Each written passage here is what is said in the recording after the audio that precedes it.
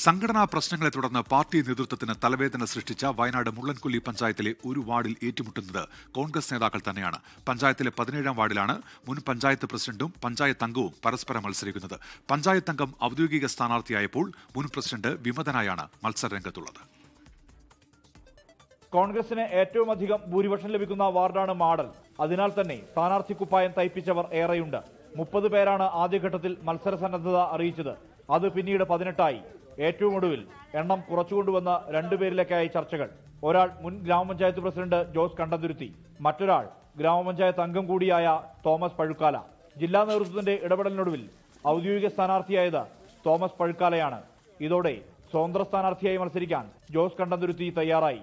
Ward കമ്മിറ്റിയെ നോക്കുകുത്തിയാക്കിക്കൊണ്ട് മേലെ നിന്ന് മറ്റു വാർഡിലെ ആളെ ഇവിടെ സ്ഥാനാർത്ഥിയാക്കി കോൺഗ്രസ് പാർട്ടി.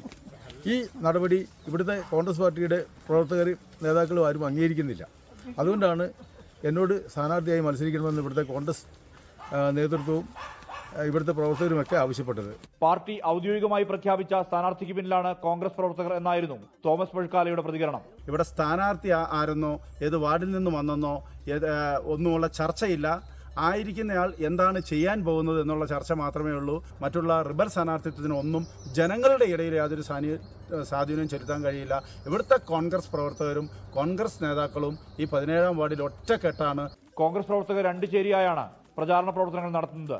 LDF സ്ഥാനാർത്ഥിയായി ഡെനി തോമസും ആം ആദ്മി പാർട്ടി സ്ഥാനാർത്ഥിയായി സിനോജ് കാനാട്ടും BJP സ്ഥാനാർത്ഥിയായി MP ശ്രീലാലുമാണ് ഇവിടെ മത്സരരംഗത്തുള്ളത്.